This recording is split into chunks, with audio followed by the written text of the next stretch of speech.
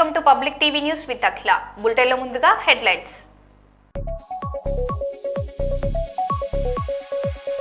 Drugs నిర్మూలనలో media కీలక పాత్ర పోషించాలి. గవర్నర్ శివప్రతాప్ శుక్లా.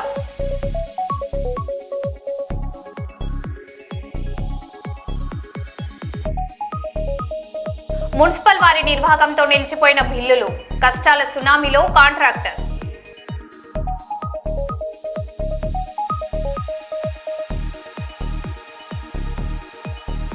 హన్మకొండలో 15 కోట్ల ఎక్స్ట్రాక్షన్ కుట్ర భగ్నం, 3 అరెస్ట్.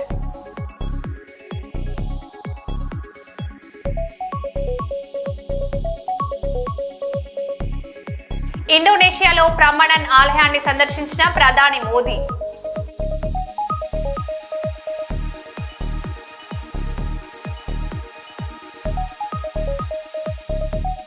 దొరల బంగ్లాలో గుడంబ అమ్మకాలు అరికట్టాలి, బస్తీవాసుల డిమాండ్.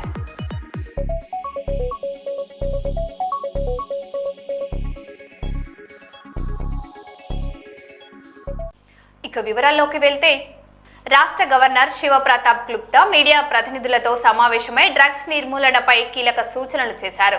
మత్తు పదార్థాల నిర్మూలనను ప్రజా ఉద్యమంగా మార్చడంలో మీడియా కీలక పాత్ర పోషించాలని కోరారు. యువతలో అవగాహన పెంచే ప్రత్యేక కార్యక్రమాలు నిర్వహించాలని, ప్రతి గ్రామాన్ని మత్తురహితంగా తీర్చిదిద్దే సందేశాన్ని ప్రజల్లోకి తీసుకెళ్లాలని సూచించారు.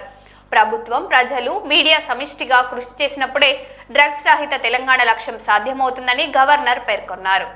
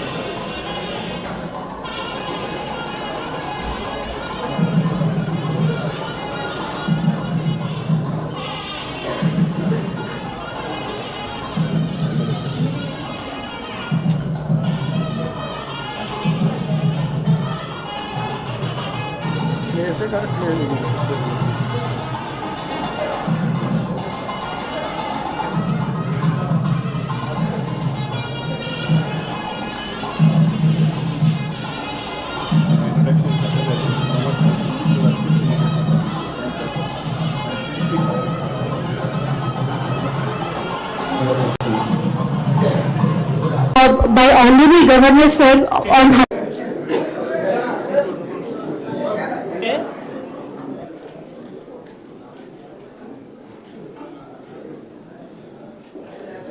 आज हम तेलंगाना सरकार के मंत्री से लक्ष्मण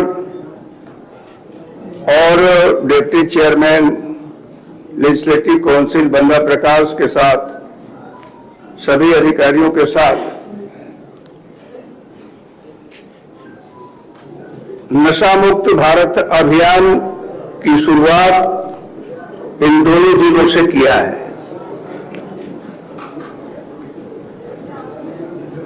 और हजारों विद्यार्थियों की एक रैली को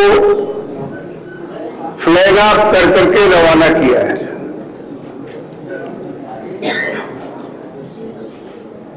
मेरा ये थीम होगा कि तेलंगाना को नशा मुक्त करने के लिए हम सबसे पहले अपने घर को नशा मुक्त करेंगे।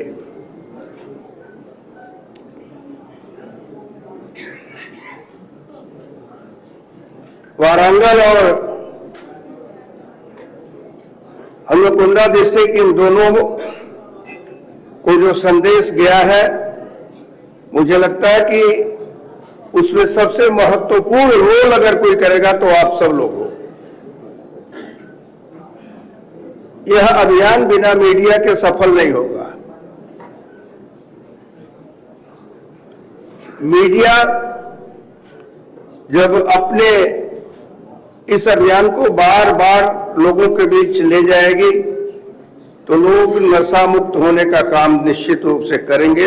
इस नाते सबसे पहले मैं आप लोगों से आग्रह करूंगा कि आप लोग अपने इस बात को निश्चित रूप से जनता के बीच ले जाए।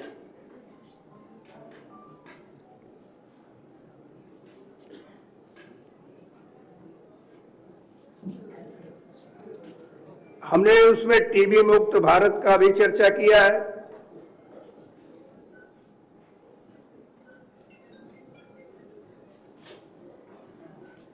और I appeal to all MLAs, MPs,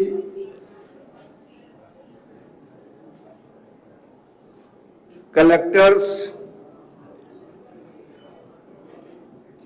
कि टीबी मुक्त करने के लिए न्यूट्रिशन को वो स्वयं भी आगे बढ़ के प्रोवाइड करें। अनेक ऐसे लोग हैं जो न्यूट्रिशन के नाते जो टीबी के मरीज बने हैं, उन्हें अगर न्यूट्रिशन नहीं मिलेगा तो 6 मंथ कोर्स जो दवाओं का होता है वो तो उनको मिलेगा, गवर्नमेंट फ्री दे रही है।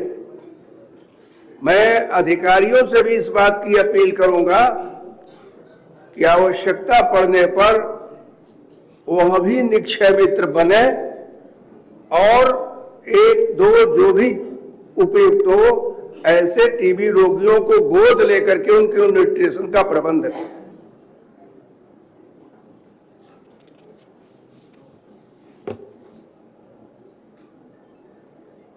मैं जब आया हूं तो एसजीएस का भी देखा हूं,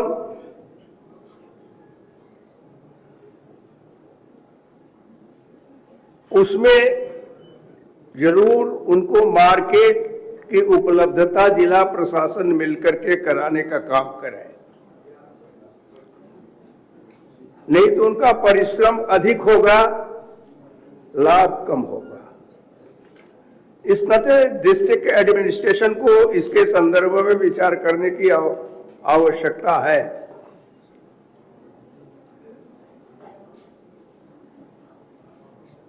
क्योंकि एसएसजी जो है शुरू तो हो जाता है लेकिन बाद में मार्केट न मिलने के नाते वो बंद हो जाता है। फिर डिस्ट्रिक्ट एडमिनिस्ट्रेशन दूसरा एसएसजी बनाता है और जो पहला रहता है उसको लाभ की जगह नुकसान होता है। इस नाते इस पर गंभीरता के साथ विचार करना चाहिए। सेंट्रल गवर्नमेंट, स्टेट गवर्नमेंट इस पर काफी ध्यान दे रही है, लेकिन उसके बावजूद भी एडमिनिस्ट्रेशन को गंभीरता के साथ इसको लेने की जरूरत है और उसके लिए अगर आवश्यक हो तो इंडस्ट्री के लोगों से भी बात करनी चाहिए। ఇండోనేషియా పర్యటనలో భాగంగా భారత ప్రధానమంత్రి నరేంద్ర మోదీ ప్రఖ్యాత ప్రభండన్ ఆలయాన్ని సందర్శించారు. ప్రపంచ వారసత్వ సంపదగా గుర్తింపు పొందిన ఈ చారిత్రాత్మక ఆలయ విశిష్టతను వీక్షించిన ప్రధాని ఆలయానికి సంబంధించిన అద్భుత దృశ్యాలను సోషల్ మీడియా వేదికగా పంచుకున్నారు. భారతదేశం ఇండోనేషియా మధ్య ఉన్న శతాబ్దాల నాటి సాంస్కృతిక ఆధ్యాత్మిక సంబంధాలకు ప్రభండన్ ఆలయం ప్రతీకగా నిలుస్తుంది. దీనికి సంబంధించిన మరిన్ని వివరాలు ఇప్పుడు చూద్దాం.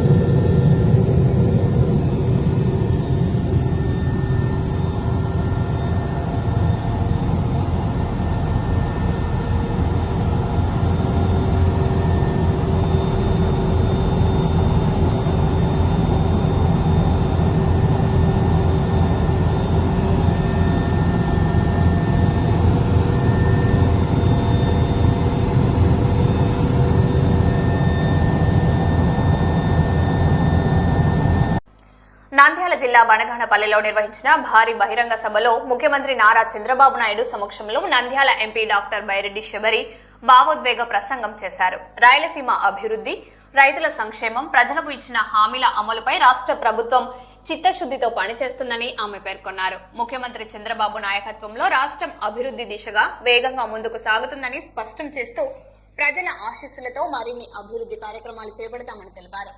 సభలో ఆమె ప్రసంగానికి కార్యకర్తలు, ప్రజల నుంచి విశేష స్పందన లభించింది. ప్రతి అడుగులో అభివృద్ధి, ప్రతి నిర్ణయంలో భవిష్యత్తు. రాయలసీమ ఒక సామాన్య రైతు కుటుంబంలో జన్మించి ఈ నేల తల్లి యొక్క విలువ తెలుసు, మన కష్టాలు తెలుసు, మన నష్టాలు తెలుసు. మన రాయలసీమ ముద్దుబిడ్డ గౌరవనీయులు మన ముఖ్యమంత్రి వర్యులు శ్రీ చంద్రబాబు నాయుడు గారికి, అట్లాగే ఇక్కడికి వచ్చిన ప్రతి ఒక్కరికి పేరు పేరున నమస్కారాలు తెలియజేసుకుంటూ, ఒకప్పుడు రాయలసీమ అంటే కరువు, వలసలు, లేకపోతే ఎండిపోయిన పొలాలు. కానీ ఇప్పుడు రాయలసీమ అంటే నీటి కోసం పోరాడే ప్రాంతం కాదు, నీటితో అభివృద్ధి చేసే ప్రాంతం అని, లేదంటే ఇక్కడ వెనకబడిన ప్రాంతం కాదు, ఇది అవకాశాలు మెండుగా ఉన్న ప్రాంతం. అట్లాగే వలసలు వెళ్లే ప్రాంతం కాదు, ఇది వలసల గడ్డ కాదు, విజయాల గడ్డ అనే ఒక విజన్తో ఈరోజు రాయలసీమను రతనాల సీమగా మార్చి, ముఖ్యంగా మన నంద్యాల జిల్లాను రతనాల సీమగా మార్చి ఈరోజు ఒక హార్టికల్చర్ హబ్ గాను, లేదంటే పరిశ్రమలు, ఎలక్ట్రానిక్స్ హబ్ గా, అట్లాగే డిఫెన్స్ హబ్ గా మన రాయలసీమను తీర్చిదిద్దుతున్నారు మన ముఖ్యమంత్రి వర్యులు. ఈరోజు హార్టికల్చర్ అంటేనే ఏమి తెలియని ఒక స్టేజ్లో 5 సంవత్సరాల వైసీపీ పాలనలో గంజాయి హబ్బుగా మారుస్తూ ఉంటే, మన ముఖ్యమంత్రి గారు ఈరోజు హార్టికల్చర్ హబ్బుగా దాదాపు మన రాయలసీమలోనే 55% కల్టివేషన్ కి, అట్లాగే 6 లక్షల మంది రైతులు బాగుపడేలాగా ఈరోజు తీర్చిదిద్దుతున్నారు. అట్లాగే వైసీపీ పాలనలో కంపెనీలు, పరిశ్రమలు వెళ్ళగొడుతూ ఉంటే, పారిపోతుంటే, ఈ రోజు ఆ పరిశ్రమలు, కంపెనీలు క్యూ కట్టి మన రాష్ట్రానికి వస్తున్నాయి. దాదాపు 25% పెట్టుబడులు మన రాష్ట్రంలో ఉన్నాయి. ఇవన్నీ మనం చూస్తున్నాం. ముఖ్యంగా నేను ఒకటే చెప్తున్నాను, ఈరోజు రాయలసీమ ముద్దు బిడ్డ అని చెప్పి కొంతమంది నాయకులు మాట్లాడుతున్నారు. సొంత పులివెందల కడపలో కూడా ఏమి చెయ్యలేని ఆనాటి ముఖ్యమంత్రి జగన్మోహన్ రెడ్డి అనను, జగన్మోహన్ గారు ఈరోజు నేను రాయలసీమ ముద్దు బిడ్డ అంటుంటే, రాయలసీమ వాళ్లకు తెలుసు ఎవరు రాయలసీమ కోసం, మన జిల్లా అభివృద్ధి కోసం కృషి చేస్తున్నారు అని. ఈరోజు నంద్యాలలో ఒకప్పుడు బనగానపల్లె కరువు ప్రాంతమైన బనగానపల్లె ఈరోజు నీళ్లు పారుతున్నాయంటే అది కేవలం మన ముఖ్యమంత్రి గారి వల్లే. అట్లాగే ఈరోజు మహిళలకు పెద్దపీట వేస్తున్నారు. 33% రిజర్వేషన్ అని వెయిట్ చేస్తున్నాం, అమలు అవుతుందా లేదా. కానీ ఈరోజు మన రాష్ట్రంలో, దేశంలో ఎక్కడా లేని విధంగా బిల్లు అమలు అయినా లేకపోయినా 33% రిజర్వేషన్ మహిళలకు ఉంటుంది అని చెప్పిన ఏకైక పార్టీ ఈ దేశంలోనే అంటే తెలుగుదేశం పార్టీ. అట్లాగే మహిళలకు ఏమాత్రం గౌరవం ఇస్తున్నారు వైసీపీ నాయకులు మనం చూసాం. నిన్న వైసీపీ కార్యాలయంలో ఒక వైసీపీ మహిళను కొట్టారు, లేదంటే మన పైన కేసులు పెట్టారు. అట్లాగే ఒక చిన్న బాలికను రేప్ చేస్తే పాస్కో కేసు పెడితే వాళ్ళను పరామర్శిస్తారు.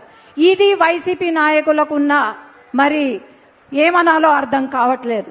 ఈరోజు ఒకటే గుర్తు పెట్టుకోవాలా, రాయలసీమకు మేలు చేసిన వాడు ఖచ్చితంగా రాయలసీమ ప్రజలు గుండెల్లో పెట్టుకొని చూసుకుంటారు, అదే సిబిఎన్ గారు. అట్లాగే రాయలసీమకు అధికారం ఉన్నా లేకపోయినా మన ప్రాంతం కోసం పోరాడే నాయకుడిని గుండెల్లో పెట్టి చూసుకుంటారు మన రాయలసీమ వాళ్ళు. కానీ ఊరికే ఏదో వచ్చి నేను రాయలసీమ బిడ్డ అంటే ఎవరు ఒప్పుకోరు. ఖచ్చితంగా ఈసారి సార్ మేము మళ్ళీ ఇక్కడ జెండా ఎగరేసేలాగా ఇంకొకసారి వైసీపీ జెండా ఎగరకుండా మేమందరం పనిచేస్తామని తెలియజేసుకుంటూ నమస్కారాలు తెలియజేసుకున్నా. జై తెలుగుదేశం, జై హింద్. ధన్యవాదాలు మేడం. నంద్యాల సమగ్రతను సమగ్రంగా వివరించిన మీకు కృతజ్ఞతలు తెలియజేస్తూ హన్మకొండలో ప్రముఖ వైద్యుడిని బెదిరించి 15 కోట్ల రూపాయలు వసూలు చేయాలన్న కుట్రను పోలీసులు భగ్నం చేశారు. ఈ కేసులో 3 నిందితులను అరెస్ట్ చేసి 3 సెల్ ఫోన్లను స్వాధీనం చేసుకున్నారు. బాధిత వైద్యుడి మాజీ డ్రైవర్ సుభాష్ గౌడ్ తన 2 సహచరులతో కలిసి హత్య బెదిరింపులు చేస్తూ డబ్బు డిమాండ్ చేసినట్లు పోలీసులు తెలిపారు. సాంకేతిక ఆధారాలతో నిందితులను గుర్తించి అరెస్టు చేసినట్లు హన్మకొండ ఇన్స్పెక్టర్ మచ్చ శివకుమార్ వెల్లడించారు.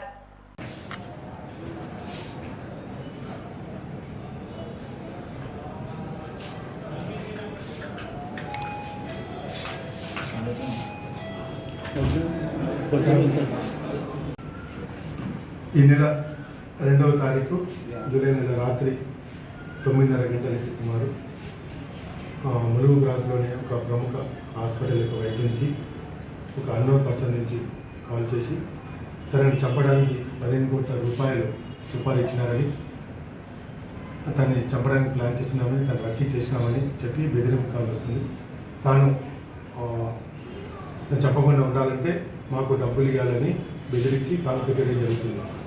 సో నెక్స్ట్ డే కూడా మళ్ళీ అదేవిధంగా అన్న అజ్ఞాత వ్యక్తికి ఫోన్ చేసి మళ్ళీ ఏం ఆలోచించుకున్నావు, మాకు డబ్బులు ఇస్తే నేను చెప్పకుండా ఉంటామని చెప్పి మళ్ళీ బెదిరిస్తాడు.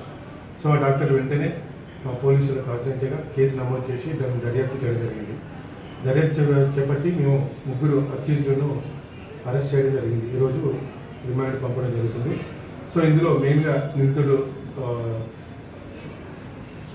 సుభాష్ గౌడ్, యమగోని సుభాష్ గౌడ్ అని చెప్పి ఇతను డ్రైవర్. ఇంతకుముందు ఇదే డాక్టర్ దగ్గర 1 ఇయర్ క్రితం పనిచేసినాడు. పనిచేసే క్రమంలో ఇతను సరిగా పనిచేయడం వల్ల ఇతన్ని తీసేస్తాడు. అది తీసేయడం వల్ల అతను గ్రెడ్జెస్ పెట్టుకుంటాడు. పెట్టుకొని తనకు తెలిసిన మరొక అక్యూజ్డ్ శ్రీమూర్తి శ్రీనివాస్, అదే హైదరాబాదు 2వ హాస్పిటల్ సెంచరీస్లో పనిచేసే వేరే దగ్గర పనిచేసే డ్రైవర్కి శ్రీనివాస్కి ఈ విషయం చెప్తాడు. నన్ను డాక్టర్ అన్యాయంగా నన్ను తీసేశాడు, అతని దగ్గర చాలా డబ్బులు ఉన్నాయి, చాలా పిరుకోడు వయస్సుడు, మనం వాడిని డాక్టర్ని బెదిరిస్తే మనకు డబ్బులు వస్తాయని చెప్పి అతనికి చెప్తారు. ఈ శ్రీనివాస్ అతను ఈ భానుతో రమేష్ అనే నాయక్ అతనికి ఈ విషయం 3 కలిసి ప్లాన్ చేసుకుంటారు. సో వీళ్ళు ఆ రోజు ఒక గత 6 నెలల నుంచి ఈ విధంగా 3 కలుసుకొని ఉప్పల్లోని ఒక బార్ అండ్ రెస్టారెంట్లో కలుసుకుంటారు. తర్వాత భారత్ రమేష్ నాయక్ అతని ఊర్లో నెక్కొండ కూడా 2-3 సార్లు కలుసుకొని ఏ విధంగా మనం ప్లాన్ చేయాలి, ఏ విధంగా బెదిరించాలి, ఎట్లా కాల్ చేయాలి అని చెప్పి ఒక 4 నెలల నుంచి ఇద్దరు ప్లాన్ చేస్తూ ఉంటారు. సో ఆ విధంగా ప్లాన్ చేసుకొని ఒక కుట్ర పని ఈ నెల 2వ తారీఖు ఈ భానుత్ రమేష్ అనే అతను మన డాక్టర్ గారికి ఫోన్ చేసి నాకు ఇట్లా సుపారీ ఇచ్చారు 15 కోట్లు, నువ్వు మాకు డబ్బులు ఇస్తే నేను చెప్పకుండా ఉంటాం, లేకపోతే నీకు దగ్గర వాళ్ళే చెప్పాలని చెప్పి నీకు సుపారీ ఇచ్చినారు, నీకు సంబంధించిన విషయాలన్నీ, నీ కుటుంబ విషయాలు కానీ, నువ్వు రోజు ఎక్కడెక్కడికి వెళ్తున్నావు, నీ పిల్లలు ఎక్కడ చదువుతారు, నీ కుటుంబ సభ్యులు ఎక్కడికి వెళ్తారని చెప్పి నాకు అన్నీ తెలుసు అని చెప్పి భయపెట్టించి 1 కోటి రూపాయలు అడ్వాన్స్గా అడుగుతారు. సో ఈ విధంగా 3 కలిసి కుట్ర పని ఆ యొక్క డాక్టర్కి బెదిరింపు కాల్స్ చేయడం జరిగింది. వీళ్ళందరి కాల్స్ ఒక సాంకేతిక ఆధారంగా మేము దర్యాప్తు చేసి నిందితులను పట్టుకోవడం జరిగింది. ఈరోజు వాళ్ళని రిమాండ్ చేయడం జరిగింది.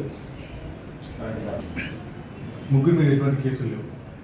జస్ట్ డ్రైవర్లు అతను ఎవరైతే ఈ సుభాష్ గౌడ్ అతను ఉన్నాడో అతను ప్రీవియస్గా అతన్ని అకారణంగా అతని అవసరానికి కష్టాల్లో ఉన్నప్పుడు కూడా డబ్బులు ఇవ్వేసరికి కోపంగా పెంచుకున్నాడు. ఆ విధంగా అతను ఫస్ట్ సుభాష్ గౌడ్ అతను హైదరాబాద్ అతను A2 శ్రీనివాస్ శ్రీరామూర్తి అతను కరీంనగర్ అతను, కాకపోతే హైదరాబాద్లో సెట్ అయింది, అక్కడే ఉంటాడు అతను 10 సంవత్సరాల నుంచి. ఈ భానుత్ రమేష్ నాయక్ A3 అతను నిందితుడు, అతను కూడా ఇతను నెక్కొండ మండల్ అజ్మీర్ నాయక్ తండ, కాకపోతే వాళ్ళ భార్య పిల్లలు గత 5-6 సంవత్సరాల నుంచి హైదరాబాద్లోనే ఈసుపూడిలో ఉంటున్నారు. మున్సిపల్ అధికారుల నిర్లక్ష్యం వల్ల తాను తీవ్ర ఇబ్బందులు పడుతున్నానని కాంట్రాక్టర్ వి హనుమానదాసు ఆరోపించారు. శ్రీరామ్ నగర్ లో 25 లక్షల రూపాయల విలువైన సీసీ రోడ్లు, డ్రైనేజీ పనులు పూర్తి చేసినప్పటికీ బిల్లులు మంజూరు చేయడం లేదని వాపోయారు.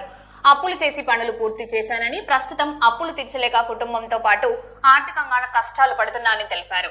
అయితే ఏఈ సమక్షంలో కొలతలు పరిశీలించగా ఎక్కువ భాగం చెల్లింపులు జరిగాయని, స్వల్ప మొత్తమే పెండింగ్ లో ఉందని అధికారులు వెల్లడించారు. హలో సార్, ఎక్కడున్నారు? సైట్ ఇక్కడ ఎక్కడ? మేము సైట్లోనే ఉన్నాం కాబట్టి చూపించండి. కాలువ ఇక్కడికి స్టార్టింగ్ అంతవరకు 22 ఏళ్ళ కింద చేసి వీళ్ళకి సిగ్గుచారం లేకుండా బుద్ధి లేకుండా దొంగ లెక్కలు చూపిస్తున్నారు. ఇది ఏఈ సార్, ఆయన ఇప్పుడు విజయవాడలో ఉన్నాడు. ఆయన ఒక ఏఈగా ఉన్నాయన ఈ లెవెల్లో ఉన్నాడు. ఫోన్లు ఎత్తాడు ఆయన. ఇప్పుడు కూడా ఏం సార్ అంటే ఫోన్లు ఎత్తేది లేదు, అట్లా తయారైపోయినాడు. ఇప్పుడు ఉన్నాయనైతే మరింత అద్భుతం. 6 నెలలు ఇది చూడబట్టి ఇది చేయబట్టి పని చేయకుండా చేస్తున్నారు. ఈ కాలం అంతా చాలా చేసినాం, కంపౌండ్ వాల్స్, చెట్లు చాలా ఇది చేసినాం అంటే కూడా దిక్కి ఇది వదిలేసారనుకున్నా రాదు.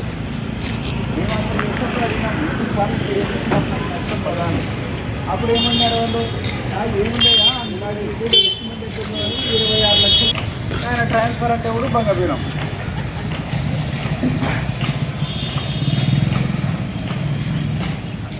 అలా ఒకటి పెన్సిల్తో మార్క్ అయ్యి మొత్తం సార్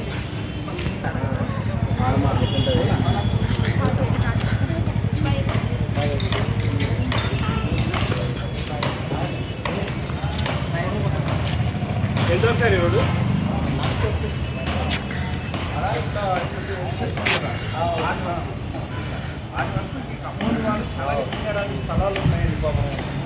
కాలువ ఈ కంపౌండ్ వాల్స్ కానీ రోడ్డు కానీ ప్రాబ్లం ఉంటే డిపార్ట్మెంట్ ఎట్లా చెప్తే ఎట్లా చేస్తామని చెప్పినాం. అందరూ పాపం బాధపడినారు. ఆ పని చేసినాం, కంప్లీట్ అయిపోయింది. ఇంతవరకు రిపేర్ కూడా లేదు. 22 ఏళ్ల కింద రిపేర్ లేదు. కర్నూలులో మొత్తానికి కాలువలని చూపియండి, మాదే వెరైటీ ఉంటుంది. అంటే మాకు డబ్బులు కాదు, నిజాయితీగా చేయడం. దాన్ని అర్థం లేకుండా బిల్లులు ఇవ్వకుండా ఈ ఏఈ గారు మంచోడు పాపం ఒక బిల్ రికార్డ్ చేసినాడు. 4 లక్షలది మాకు బిల్లే రాలే, రికార్డ్ చేసినాడు. ఎంక్వైరీ చేసుకోండి స్వామి అన్న. 20 ఏళ్ళ కిందట పడినాయి, 22 ఏళ్ళ కిందట పడినాయి అంటే మేమేం చేస్తాం, దాన్ని చూసుకోండి అయ్యా అన్నాం. లేవు అవి కూడా ఏమంటే మళ్ళా కొలిపిస్తున్నారు. కలెక్టర్ దగ్గర పోయినా మేము సూసైడ్ చేసుకుంటాంలే మేడం, ప్రతి డిపార్ట్మెంట్లో మాకు బిల్లులు రావట్లేదు. 60 కోట్ల బిల్లులు. హన్మదాస్ అంటే police, housing, social helper, R and B, municipality అన్ని బిల్లులు చేసినాం. మున్సిపాలిటీలు ఉండేది ఒకే వర్క్ ఇది. ఈ కర్నూలు మున్సిపాలిటీలో, డోన్ మున్సిపాలిటీలో ఉన్నాయి. అన్ని పనులు చేసినా మాకు డబ్బులు రాకున్నాడు. సంజీవరాయుడు, సురేష్ కాంట్రాక్టర్ వాళ్ళు ఏం చేస్తున్నారంటే కోట్ల బిల్లు తిని మాకు రూపాయలు రాకుండా చేస్తున్నారు. వాళ్ళు ఇది చేస్తున్నారు. సోషల్ హెల్పర్, పోలీస్, హౌసింగ్ చాలా తిన్నలు వాళ్ళు.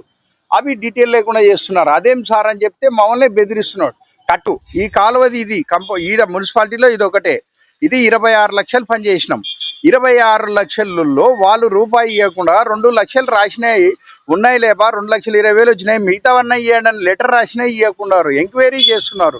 అవి లేవని తెలుసు, ఇవ్వలేదు వీళ్ళకని తెలుసు, కానీ ఇంతవరకు బిల్లు ఇవ్వకున్నారు.